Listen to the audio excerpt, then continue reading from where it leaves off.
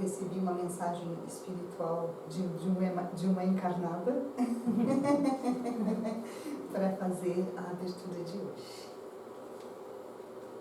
Eu trouxe no celular que é mais fácil.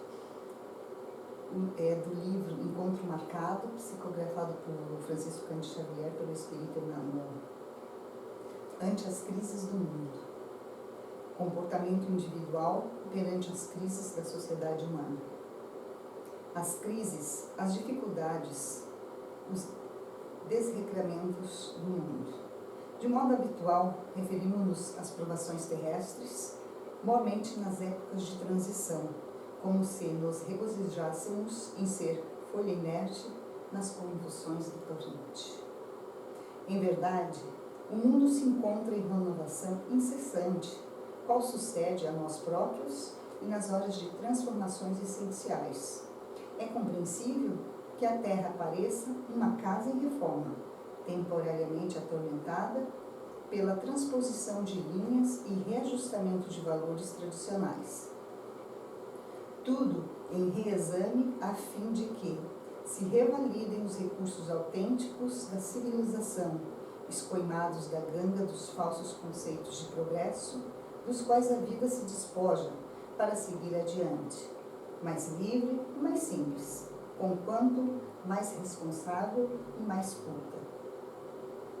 Natural que a existência em si mesma, nessas ocasiões, se nos figure como sendo um painel torturado de paixões à solta. Costumamos olvidar, porém, que o mundo é o mundo e nós somos nós. Entre o passageiro e o comboio que o transporta, há singulares e inconfundíveis diferenças.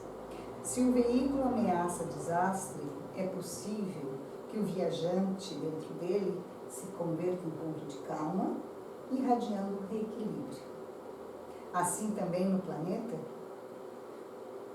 somos todos capazes de fazer cessar em nós qualquer indução à indisciplina ou à desordem. Cada qual pode assumir as rédeas do comando íntimo e estabelecer com a própria consciência o encargo de calafetar com a bênção do serviço e da prece todas as brechas da alma, de modo a impedir a invasão da sombra no barco de nossos interesses espirituais, preservando-nos contra o mergulho no caos, tanto quanto auxiliando aqueles que renteiam conosco na viagem de evolução e de elevação. Faze-te, pois, onde estiveres, um ponto assim de tranquilidade e socorro. O deserto é, por vezes, imenso. No entanto, bastam algumas fontes isoladas entre si para garantir minha jornada segura através dele. Na ausência do sol, uma vela consegue acender milhares de outras, removendo o assédio da escuridão. Que o mundo se encontre em conflitos dolorosos, à maneira de cadinho gigantesco em ebulição para depurar os valores humanos. É mais razoável, é necessário. Entretanto, acima de tudo, importa considerar que devemos ser, não obstante as nossas imperfeições, um ponto de luz nas trevas, em que a inspiração do Senhor possa brilhar. Então, vamos fechar um momento nossos olhos e pensando nessas palavras, que podemos ser um ponto de luz na escuridão, basta seguir os passos do nosso amado Mestre Senhor, Jesus Cristo. Porque a sua moral elevada deixou tão grande e vasto conhecimento para nós todos, que basta para nós somente abrir os olhos e continuarmos as nossas jornadas. Os tempos são chegados. Que assim seja. Assim seja.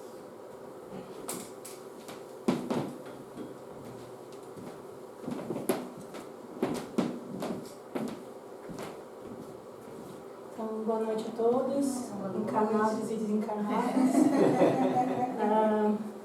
Bom, eu fiz a minha pesquisa aqui sobre esse assunto, agora eu espero que os benfeitores também me ajudem um pouquinho aqui, né, e me inspirem. A minha intenção na próxima hora é trazer um pouco desse conteúdo da codificação espírita e das obras complementares também, algumas, né? Para ajudar a gente a entender melhor o momento atual e refletir sobre esse assunto que traz tantos aspectos. As citações aqui do livro da Gênese são todas tiradas da tradução da primeira edição da Gênese. Tanto da primeira até a quarta. Da quinta a edição está totalmente diferente. Então, recomendo, se vocês quiserem estudar esse capítulo, que peguem essa edição original. E também as citações do Emmanuel são tiradas do livro Emmanuel. Então, todas elas. Então, para começar no livro A Gênese, nesse capítulo Os Tempos São Chegados, que é o último capítulo, no item 1, é colocada a seguinte pergunta: em que sentido deve-se entender essas palavras proféticas? Então, o que a gente acha? Será que é o Apocalipse? Né? Será que chegou o fim do mundo? Será que os alienígenas vão baixar aqui e abduzir todo mundo? Ou será que a gente vai acordar de um dia para o outro e o mundo vai ser como a colônia espiritual nosso lar, todo mundo de branco, chamando meu irmão, minha irmã, né? Então, será que é isso que ele quis dizer? E a resposta que é dada no livro A Gênese diz que essas palavras não anunciam mudanças nas leis da natureza, mas o seu cumprimento. Então, não tem nada de místico ou sobrenatural. No entanto, né, essas palavras anunciam que vai ter uma mudança no progresso da humanidade. Essa mudança vai ser de caráter material também, mas principalmente de caráter moral. São mudanças externas, que a gente pode ver, mas também internas das pessoas. Nós refletiremos um pouco mais a respeito a seguir.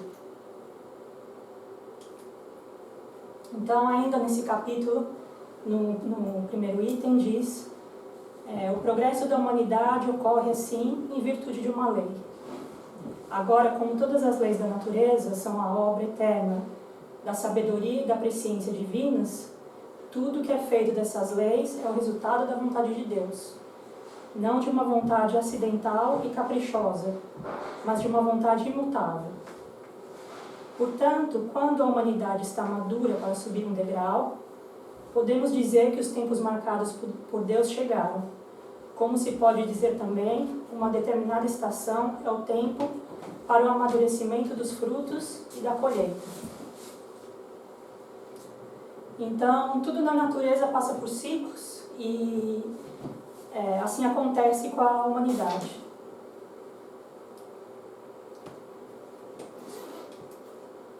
Então, para criar um raciocínio lógico sobre esse assunto, a gente vai lembrar um pouco o que os Espíritos nos dizem sobre a pluralidade dos mundos.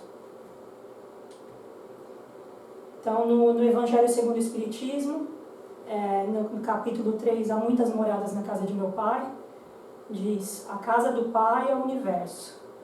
As diferentes moradas são os mundos que circulam no espaço infinito e oferecem aos espíritos que neles encarnam moradas correspondentes ao adiantamento dos mesmos espíritos. Então, vemos aqui que é bom lembrar que esse adiantamento aqui citado é adiantamento moral. Continuando no mesmo capítulo, diz que, independente da diversidade dos mundos, essas palavras de Jesus também podem referir-se ao estado venturoso ou desgraçado do espírito na erraticidade. Também nisso, portanto, há muitas moradas, embora não circunscritas nem localizadas. Emmanuel nos diz também que há mundos incontáveis e muitos deles formados de fluidos rarefeitos, inatingidos na atualidade pelos vossos instrumentos de ótica. Então, nós podemos entender que os mundos são tanto os orbes físicos que a gente conhece, ou outros que a gente não conhece, né, que são bem distantes, mas também mundos feitos de matéria tão sutil que foge e escapa a nossa visão. E os mundos são nada mais do que o agrupamento dos espíritos encarnados ou desencarnados. Então, para lembrar a escala que diz no Evangelho segundo o Espiritismo, né, nós temos os mundos primitivos, que são destinados às primeiras encarnações da alma humana, os mundos de expiação e provas, onde domina o mal, que é onde estamos, infelizmente. Mundos de regeneração, nos quais as almas que ainda têm que expiar aurem novas forças, repousando das fadigas da luta. Mundos ditosos, onde o bem sobrepuja o mal. E os mundos celestes ou divinos, habitações de espíritos depurados, onde reina exclusivamente o bem. Quer dizer, o único mundo que reina exclusivamente o bem é o último mundo celeste. A gente está um pouco longe ainda. Pelo menos a gente está em segundo, né? Menos mal, né? O lado positivo, não é? Sim. Então, vamos falar um pouco, né, sobre transição planetária. Né? O que é a transição planetária? É exatamente esse tempo que os espíritos anunciam que são chegados. Né? E é o tempo da Terra subir na hierarquia dos mundos. É o período que nós estamos vivendo agora. A transição na Terra já começou faz tempo, desde o século XVIII, já vem vindo. Né? No século XIX foi quando a Gênese foi escrita, em 1968, que foi dito isso, mas né, já vem acontecendo. E a gente está aqui no olho do furacão, né? Estamos aí, não sabemos ainda quanto mais vamos ter. E essa é a segunda grande transição da Terra, né? É bom lembrar também que às vezes a gente esquece que, como a Sandra colocou, a gente já saiu de mundo primitivo há alguns milhares de anos atrás, né? No livro Céu e Inferno diz: então, a Terra deixando de ser um mundo de expiação, os homens não sofrerão mais as misérias que são as consequências de suas imperfeições. É essa transformação que ocorre nesse momento e que levará a Terra na hierarquia dos mundos. E é muito importante a gente ressaltar que, quando se fala aqui de imperfeição, estamos falando de novo das imperfeições morais.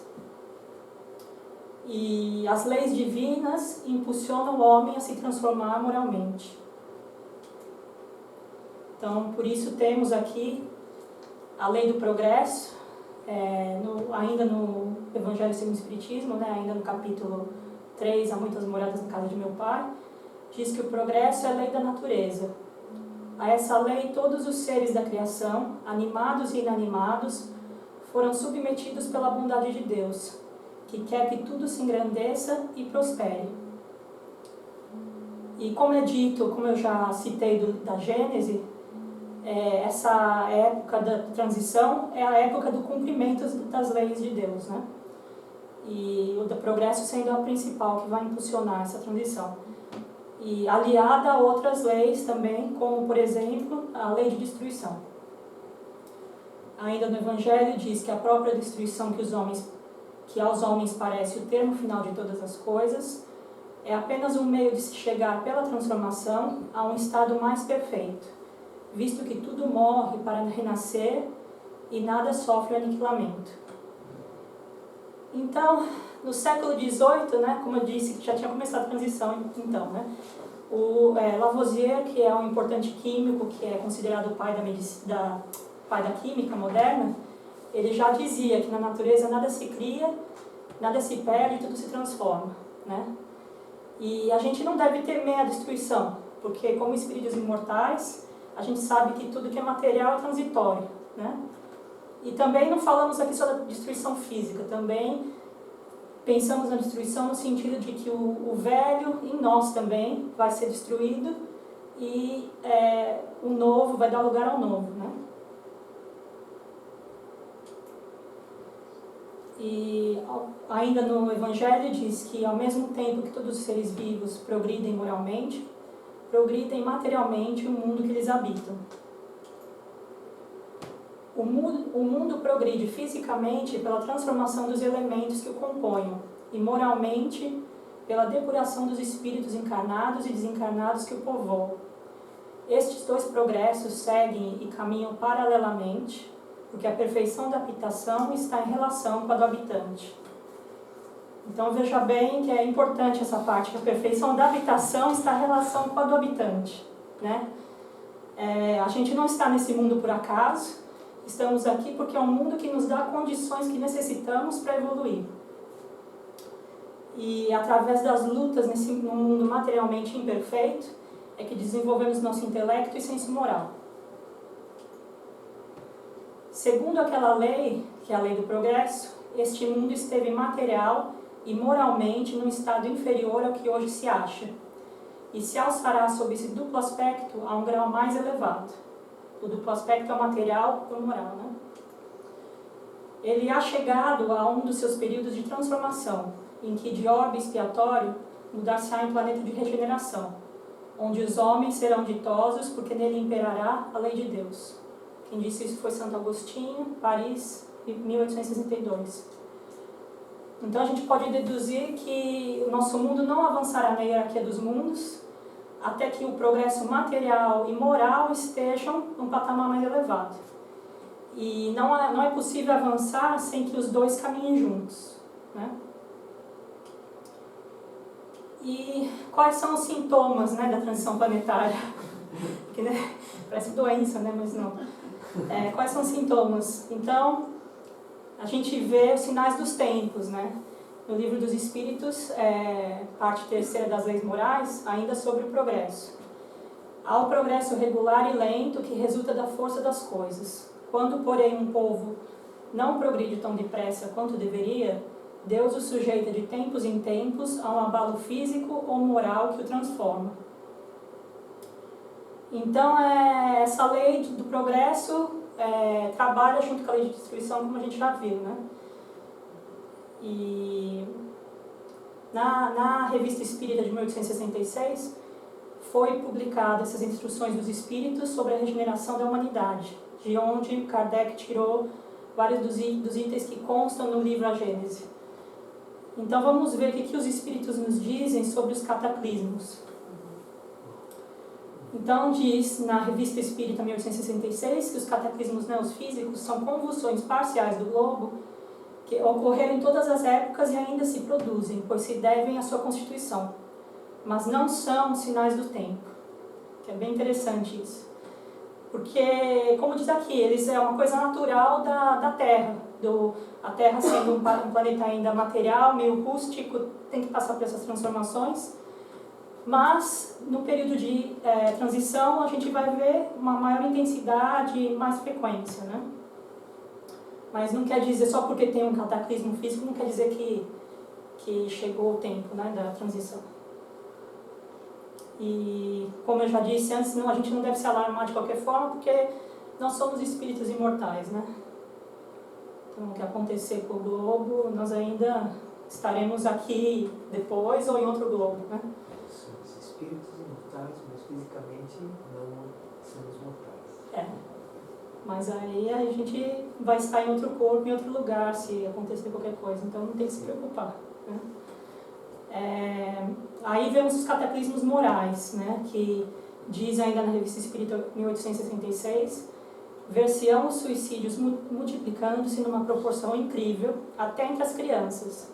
A loucura jamais terá ferido o maior número de homens que antes da morte serão riscados dos números dos vivos. São estes os verdadeiros sinais do tempo, né? É o que a gente está vendo hoje. E a loucura, né, é nada mais que os transtornos mentais, né? E diz, é interessante quando diz aqui que terá um maior número de homens antes da morte que serão riscados, né, dos vivos. Eu acredito que diz isso porque um transtorno mental debilita a pessoa, né? E as potencialidades da alma que poderiam ser desenvolvidas ficam amortecidas, né? Então, é meio complicado. Então, a gente vê o que a gente vê no momento é isso, né? A depressão e a ansiedade patológica como distúrbios que são epidêmicos, né? No momento, causando também suicídio, automutilação, doenças psicossomáticas. todos esses distúrbios que a gente vê no momento antecedem a grande transformação moral da humanidade. No estágio evolutivo que a gente se encontra, ainda temos muito que amadurecer psicologicamente e moralmente. O sofrimento não é obrigatório para a transformação moral, mas em muitos casos é a mola propulsora. Emmanuel diz que, adormecendo ao canto embalador dos gozos falsos do eu pessoal, apenas os sofrimentos e as dificuldades obrigam a despertar para a existência espiritual. Então, se a gente vê, como exemplo, se a gente tomar as nações mais prósperas, a gente vê que a depressão e o suicídio têm taxas altíssimas, né? E isso pode ser explicado no sentido que, quando as necessidades básicas são alcançadas, abre-se espaço para a luta do indivíduo consigo mesmo. O sofrimento material dá lugar ao sofrimento moral. Depois, ainda na Gênese, vem dizer que, após, de certa forma, ter se esgotado o bem-estar material que a inteligência pode produzir, se compreenderá que o complemento desse bem-estar só pode estar no desenvolvimento moral. Quanto mais se avança, mais se sente o que falta. Olha que interessante essa frase. Quanto mais a gente progride materialmente, fisicamente, mais a gente vai sentir as lacunas morais, né? Ainda sobre os cataclismos morais, diz ainda na Gênese, há uma inevitável luta entre as ideias. Desse conflito nascerão forçosamente perturbações temporárias, até que o terreno esteja limpo e o equilíbrio restabelecido. Assim, da luta de ideias surgirão os graves acontecimentos anunciados, e não de cataclismos ou catástrofes puramente materiais.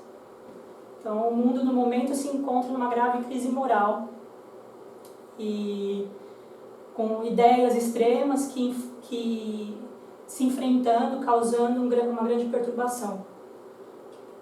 Então, para entender um pouco, a gente analisa o movimento do pêndulo, né, o efeito pêndulo. Se a gente levar o pêndulo para um lado extremo e largar, a tendência natural é que vai para o outro lado extremo. E assim vai balançando em movimentos contínuos até que ele se mobiliza no centro. E a gente pode observar esse efeito pêndulo em todos os aspectos atuais. Os movimentos de extrema repressão agora encontram o seu oposto. E a gente vê isso na política, nas leis, na educação, nos relacionamentos, na sexualidade, nas regras de convívio social. Não sobrará pedra sobre pedra, tudo vai ser questionado, reavaliado, reestruturado, até que o equilíbrio seja restabelecido.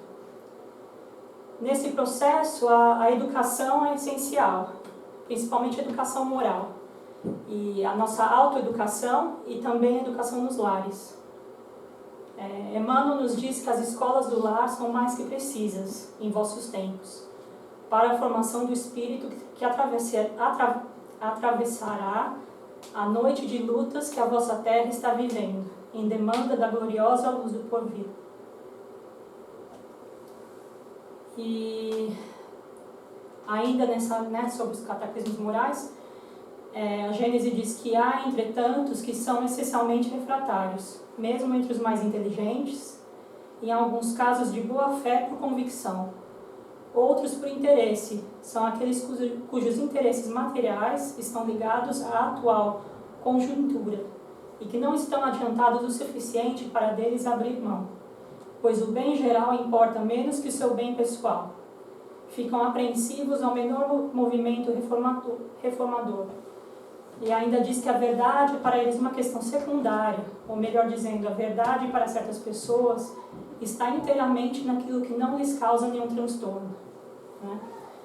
Então a gente vê que tem as pessoas que são realmente de boa fé, que acreditam em algo, talvez por falta de conhecimento, oportunidade, e tem as pessoas que realmente eles sabem, têm conhecimento, entendem, mas escolhem agir de maneira equivocada porque encontram alguma vantagem nisso, interesse pessoal.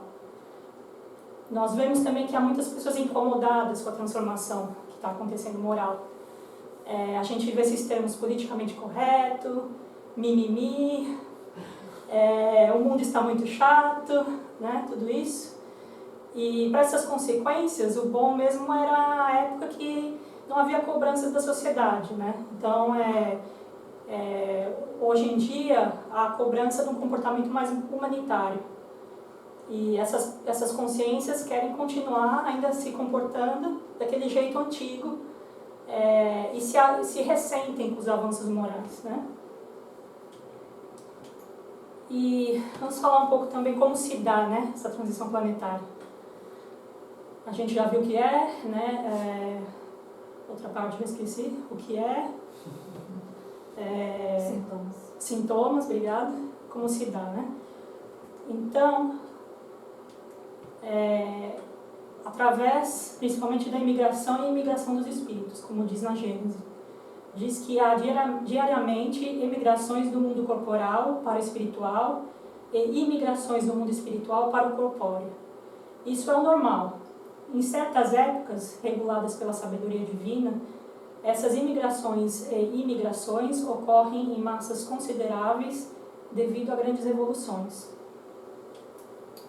Essa transfusão que se opera entre a população encarnada e desencarnada de um mesmo globo ocorre igualmente entre os mundos, seja individualmente nas condições normais, seja de forma massiva em circunstâncias especiais. Há, pois, emigrações e imigrações coletivas de um mundo a outro. Ainda diz que os que fazem o mal pelo mal e não são tocados pelo sentimento do bem, não sendo mais dignos da terra transformada, serão excluídos, porque trariam de novo a discórdia e a confusão, e seriam um obstáculo ao progresso. Serão substituídos por espíritos melhores, que farão reinar entre eles a justiça, a paz e a fraternidade. Esses espíritos excluídos, eles vão ser exilados em mundos menos desenvolvidos, que são mais apropriados à necessidade evolutiva deles. E também, nesse processo, eles podem ajudar no progresso desses outros mundos. Os espíritos melhores podem tanto vir de mundos mais avançados, quanto da erraticidade também.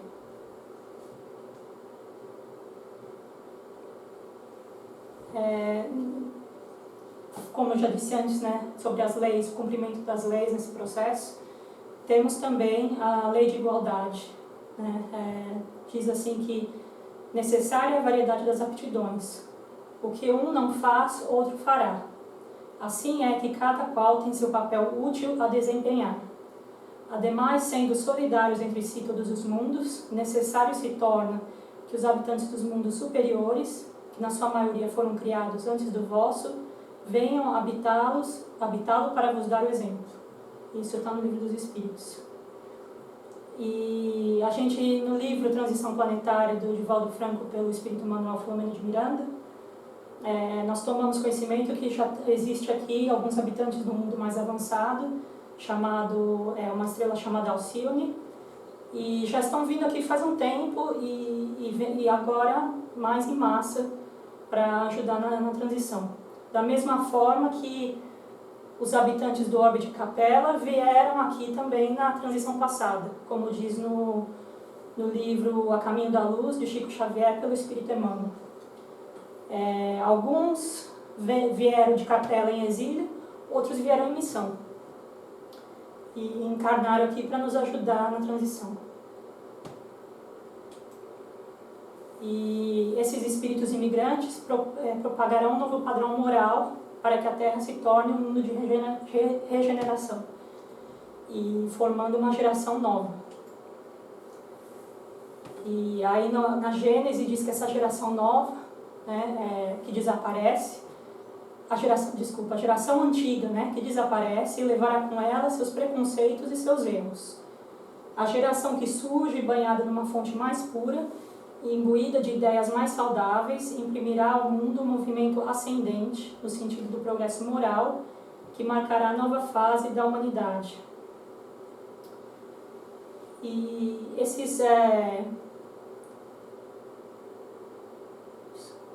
Problema técnico. Bom, esses espíritos superiores, eles vão ver, como eu já disse, eles vêm tanto de outros mundos, mas também da erraticidade, porque às vezes eles podem já estar encarnados aqui, mas ainda com ideias que não condizem, né, com a regeneração. Mas uma temporada no mundo espiritual pode fazer com que eles se aprimorem, tenham uma visão diferente sobre as leis divinas, sobre o que o mundo de regeneração vai precisar. Então muda completamente a perspectiva dos espíritos quando eles estão na erraticidade. Lembrando que a erraticidade é quando os espíritos então estão entre uma encarnação e outra no plano espiritual. Então pode ser nós mesmos que vamos desencarnar, fazer um cursinho técnico lá e depois voltamos aqui, né? Que legal, né? Bom, temos esperança, né? A geração atual desaparecerá gradativamente e a nova lhe sucederá do mesmo modo, sem que nada mude a ordem natural das coisas. Assim, aqueles que esperavam a transformação ocorrer por efeitos sobrenaturais e maravilhosos vão se decepcionar. É chato, né? Não vai ter assim um meteoro, né? Tudo isso. Abalo sísmico, diz ainda nesse capítulo que a Terra nunca será transformada por um cataclismo que destruirá toda uma geração. Então, o meteoro não vai baixar e acabar com a Terra toda, e o que seria muito cômodo, né? Tem gente que pensa que essa é a solução, né? Mas a gente, como espírito imortal, a gente sabe que se a gente não estiver aqui, a gente vai estar em outro lugar trabalhando também. Então, não tem como fugir do trabalho. E qual é o prazo, né? Esse é muito interessante porque tem várias teorias aí flutuando aí no momento, né? E então existe uma data oficial que a gente pode de fato dizer, ok, agora nós somos mundo de regeneração. A gente possui livre-arbítrio para pensar e acreditar no que quiser, né? Mas o Espiritismo nos encoraja a não apenas acreditar, mas desenvolver uma fé raciocinada, livre de misticismos e sensacionalismos. A partir daí nós podemos tirar algumas conclusões, né? Então, analisemos a condição do nosso mundo no momento.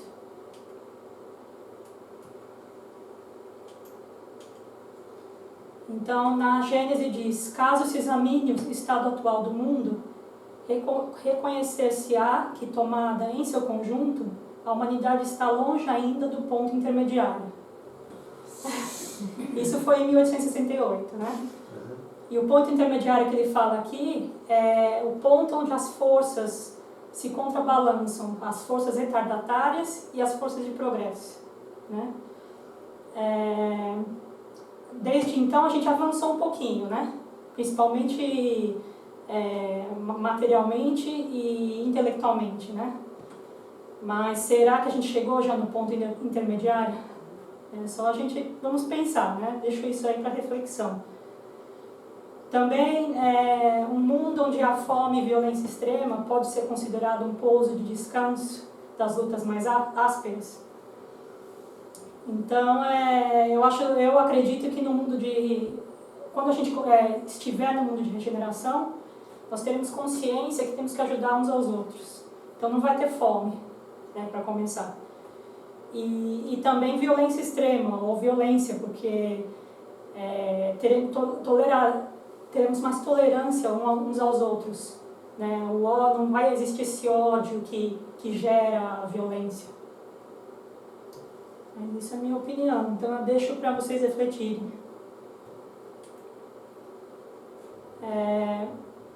Na Gênesis ainda diz, os homens por sua inteligência chegaram a resultados que jamais haviam alcançado em relação às ciências, artes e ao bem-estar material. Ainda lhes resta um imenso progresso a realizar, fazer reinar entre eles a caridade, a fraternidade, a solidariedade para assegurar o bem-estar moral. Não é mais somente o desenvolvimento da inteligência que é necessário aos homens, é a elevação dos sentimentos, e, portanto, é preciso destruir tudo que se possa superexcitar em si o egoísmo e o orgulho. E Emmanuel nos diz também que é preciso trazer de um coração que saiba corresponder com um sentimento elevado a um raciocínio superior. Né? Então é a moral e o intelecto caminhando junto. Né? Enquanto o homem estiver dominado pelo orgulho e egoísmo, utilizará sua inteligência e seus conhecimentos em proveito de suas paixões e de seus interesses pessoais. E por isso que sem avanço moral não há elevação na hierarquia dos mundos. E mais importante do que se preocupar com quanto tempo vai levar a transição é a gente se preocupar com o nosso papel e como a gente vai contribuir. Mudar o foco do que está acontecendo no externo para nós mesmos.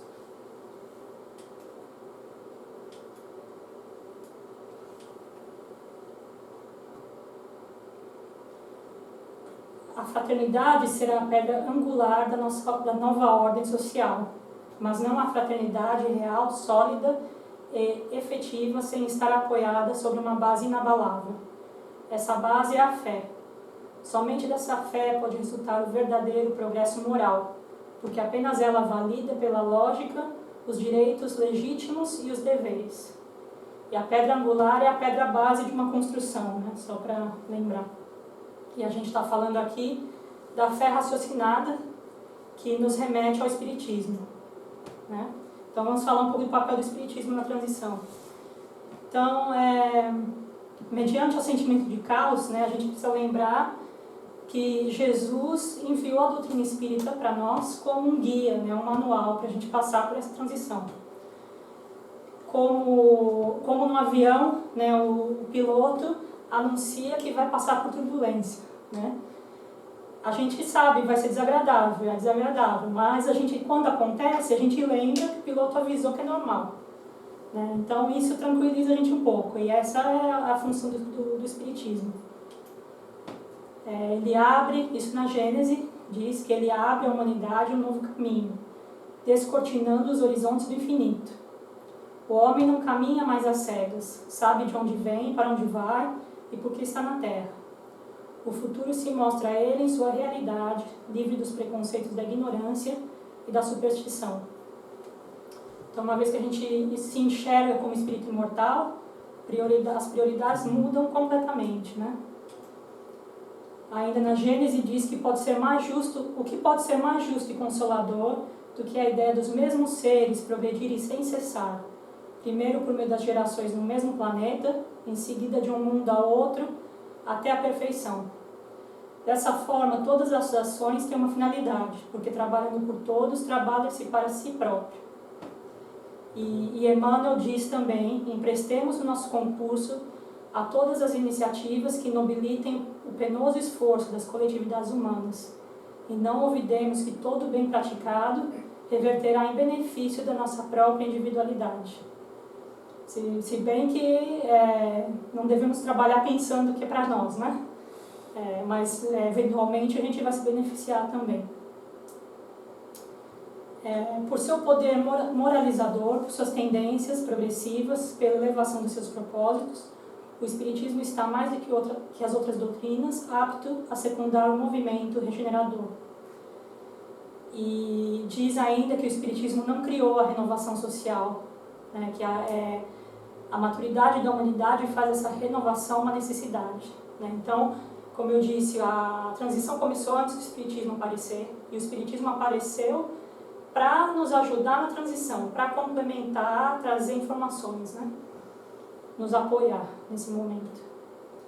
Emmanuel diz que chegados são os dias das explicações racionais de todos os séculos que tendes atravessado com os olhos vendados para os domínios da espiritualidade. Marchamos para uma época de crença firme e consoladora, que derrama o bálsamo da fé pura e iluminada sobre as almas, que adorarão o Criador sem qualquer véu de formalidades inadequadas e obsoletas. Quando todos os homens compreenderem o sentido de suas magníficas lições, o vosso planeta terá atingido uma nova fase evolutiva, e o Espiritismo terá concluído entre vós a sua sagrada e gloriosa missão. Quer dizer, futuramente, esperamos, não que em breve, né, o Espiritismo, a gente vai ter mais necessidade de Espiritismo, porque os ensinamentos vão estar em nós. Nós vamos compreender, vivenciar e não vamos precisar mais olhar no manual, né? E isso nos leva a pensar na responsabilidade individual, né? Ainda nesse livro, o Emmanuel nos diz que toda reforma terá que nascer no interior. O essencial é meter mãos à obra, aperfeiçoando cada qual o seu próprio coração, primeiramente, afinando com a lição de humildade, de amor do Evangelho, transformando e seguindo os seus lares, as suas cidades e os seus países, a fim de que tudo na terra respire a mesma felicidade e a mesma beleza dos orbes elevados. Cada um medite no quinhão de responsabilidade que lhe toca, e não evite o trabalho que eleva às alturas. Então é bem forte isso para a gente ir para casa e pensar hoje, dar um chacoalhão na gente, né? Na Gênese fala um pouco sobre os espíritos atrasados. Será que somos nós esses espíritos, né? Então vamos ver, diz que o que distingue, ao contrário, os espíritos atrasados a princípio, a revolta contra Deus pela recusa de reconhecer algum poder superior à humanidade. Em seguida, a propensão instintiva às paixões degradantes, aos sentimentos antifraternos do egoísmo, do orgulho, do apego por tudo que seja material. São estes vícios dos quais a terra deve se depurar pelo afastamento daqueles que recusam a melhorar, porque são incompatíveis com o reino da fraternidade. Então, será que está falando de nós aqui? E a individualidade forma a coletividade, né? Então, vamos pensar, por exemplo, se no momento como nos encontramos, né? Cada um sabe de si, moralmente falando. Se fomos colocados num mundo superior, né? O que aconteceria? Sem dúvida, a gente causaria perturbações na sociedade, porque não estamos ia destonar do nível moral deles, né? Não estamos preparados. Não. E sem dúvida, né? Isso iria acontecer, essas perturbações, e só nos é permitido estar onde nosso nível evolutivo é compatível, né? Nosso nível moral. Por outro lado, a gente não pode se acomodar e pensar: ok, a gente está nesse mundo porque a gente tem que estar, porque o mundo é imperfeito, nós também somos, então está tudo certo, vamos ficar desse jeito, né? A gente deve ter uma meta de se tornar melhor que a média. E assim a gente impulsionar o progresso coletivo, né? Imagina se todo mundo tivesse essa consciência e pensasse, né, dessa forma, que a gente é uma peça na engrenagem. E se todo mundo, ou pelo menos metade, tivesse esse pensamento, a gente ia, né, dar um grande impulso na transição. Porque em níveis diferentes, né? Nós estamos em níveis conscienciais diferentes, né? Então não dá para esperar que todo mundo vai pensar desse jeito. Então, através da transformação íntima, né, a gente tem que lembrar, né, esse é o meio da gente evoluir moralmente, né? Então, a gente tem que lembrar que a responsabilidade é individual e intransferível, né? E não dá para esperar que outros façam. Então, vamos pensar que para o mundo progredir, as pessoas têm que fazer um movimento de evoluir. Eu não vou fazer, não, que estou com preguiça, os outros fazem, eu espero e vou com eles, né? Então, não vai funcionar desse jeito. Necessidade de esforço próprio, você que tem que pôr a mão na massa. Abandone as posturas comodistas. Então, isso no sentido desses discursos apocalípticos que acontecem no momento, o mundo está perdido, não tem mais jeito, vamos começar do zero, venha o meteoro, né? Já ouvi falar isso muitas vezes. Isso diz sobre o nosso comodismo, que a gente quer que é mais fácil começar do zero do que pôr a mão na massa e fazer as mudanças, né? E também a nossa falta de responsabilidade. Então, na transformação íntima, né, para efetuar isso também, sempre se examinar e se questionar. É o conheça-te a ti mesmo, que o filósofo da antiguidade já disse, né? Sem o exame e o questionamento não tem como mudar, que nos leva ao próximo ponto. A transformação não ocorre através da repressão. Então eu me reconheço egoísta e eu vou colocar isso no armário e, ok, não sou mais egoísta, né? Mas continuo agindo de forma egoísta e mascarando o egoísmo. Então a gente tem que confrontar o egoísmo, falar, ok, realmente eu vi que isso que eu fiz não foi legal, e transformar isso aos poucos, né? Então, consertando a si mesmo, conserta-se o mundo, né? E nisso também temos que lembrar da postura, né, que é esperada da gente. Porque o Espiritismo não proíbe nada, mas espera tudo, né? Isso que é a beleza. Então, na mensagem que a Sandra leu no início, fala, Emmanuel é bem claro, né? Postura que se espera de nós, principalmente os espíritas, né? Ser o ponto de calma, irradiando tranquilidade e reequilíbrio, né? Quando está o caos acontecendo lá fora, você tem que estar centrado, né? Tentar, pelo menos, assumir as rédeas do comando íntimo. O mundo é o mundo e nós somos nós. Então está todo mundo lá fazendo, vivendo o mundo material, uma bagunça. Não, eu me recolho, eu escolho mudar meu padrão vibratório, moral, e isso daí é responsabilidade minha. E cultivar o serviço no trabalho, a prece que alimenta a alma. Que isso nos fortifica para passar por essas mudanças e essas perturbações. E ser referência e auxiliar o outro na travessia. Então, quando a gente muda a nossa postura, a gente vira esse ponto de calma, né? Que as pessoas eles veem que você é diferente, você não está se descabelando, né? E fazendo dramas. Então, eles vão saber, os que precisam de ajuda vão poder chegar em você, né? E pedir ajuda. Então é isso para a gente pensar, né? O que a gente está fazendo, como é que está a nossa postura no momento, né?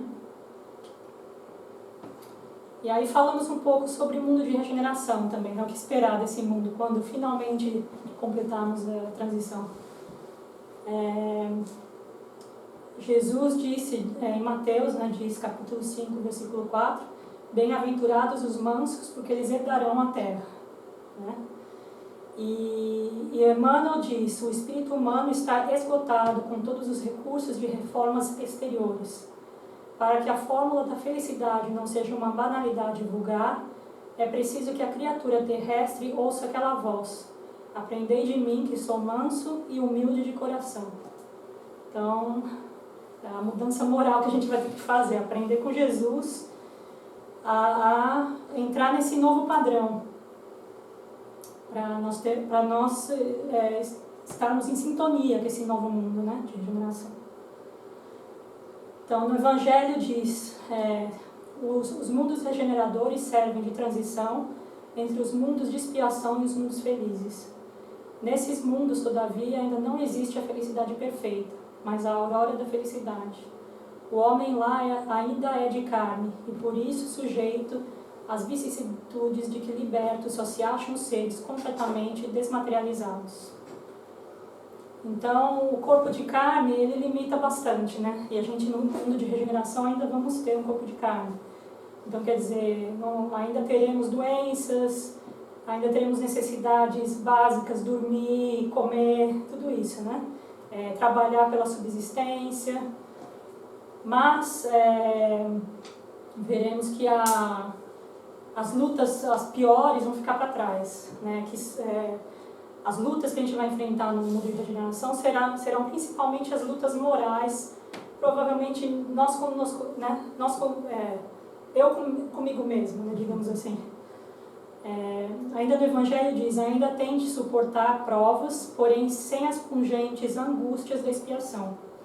Nesses mundos ainda falível ao homem e o espírito do mal não ha perdido completamente o seu império.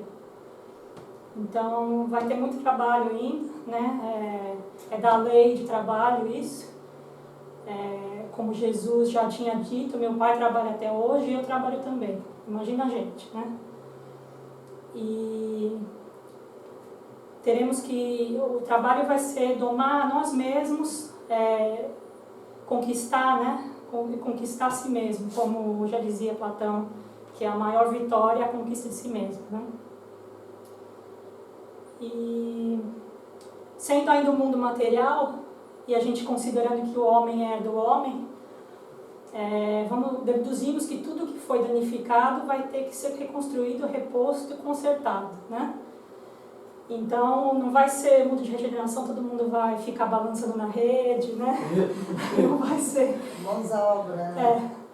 E o intelecto será aplicado no sentido de achar soluções para problemas que foram criados pela geração anterior, né? Então, os danos que foram causados na natureza, os recursos naturais que foram gastos, tudo isso vai ser trabalho da nova geração, achar soluções para esses problemas. E nisso entra a solidariedade e a fraternidade, né? Diz ainda na Gênese que os homens somente viverão felizes na terra quando esses dois sentimentos tiverem entrado em seus corações e costumes, pois então adequarão a eles suas leis e instituições. Bem interessante pensar nisso, que a gente pensa muito em fazer a instituição primeiro para fazer que a solidariedade e a fraternidade se estenda, né? Mas no mundo de regeneração vai ser o contrário, a gente vai primeiro já construir esse sentimento em nós e aí as instituições vão seguir, né? Essas instituições que eu entendo seria os governos, né, tudo, os hospitais, tudo que rege o mundo material. É que vai partir do questionamento interno, a partir de reflexão, e aí gera, né, mudanças, gera... Sim, e a gente está aqui exercitando já, né, estamos exercitando para chegar nessa época onde a gente vai sentir e vivenciar. Então, no momento a gente está fazendo pequenos exercícios. Emmanuel diz que o conhecimento da imortalidade expõe os nossos deveres de solidariedade para com todos os seres em nosso caminho. Porque pensando que a gente é imortal e a gente vai voltar aqui e a gente provavelmente vai precisar de ajuda também, então a gente cria um pensamento diferente, né? Do sentimento de fraternidade nasce de reciprocidade dos deveres sociais, de homem a homem, de povo a povo, de raça a raça. Desses dois sentimentos bem compreendidos, inevitavelmente surgirão instituições mais proveitosas ao bem-estar de todos. Então, tudo vai ser mais humanizado, né? Sei lá, eu penso, por exemplo, um hospital, hoje em dia, tudo aqui, né? Não é todo lugar que é assim, mas eu penso que no mundo de regeneração, a prioridade vai ser realmente o bem-estar das pessoas, né? E parece utopia, né, falar de mundo de regeneração, mas a gente sabe que já existem outros mundos que já alcançaram esse patamar e até já passaram desse patamar, né? E a gente sabe que com os esforços necessários é possível. Então, não é será que vai acontecer? Vai acontecer, mas a gente vai ter que pôr trabalho para acontecer, né? Emmanuel nos diz que toda a felicidade do Espírito provém da felicidade que deu aos outros. Todos os seus bens são oriundos do bem que espalhou desinteressadamente. Aquilo que eu falei antes, né? A gente sabe que vai beneficiar a gente de qualquer forma, mas temos que fazer desinteressadamente, né? E Emmanuel ainda nos diz que fluidos misteriosos ligam a Deus todas as belezas da sua criação perfeita e inimitável. Os homens terão, portanto, seu quinhão de felicidade imorredora, quando estiverem integrados na harmonia com seu Criador. A Terra é componente da sociedade dos mundos. E ainda diz também que há uma lei de amor que reúne todas as esferas. Então, nós somos parte de uma teia universal, né? E a nossa nação é a humanidade.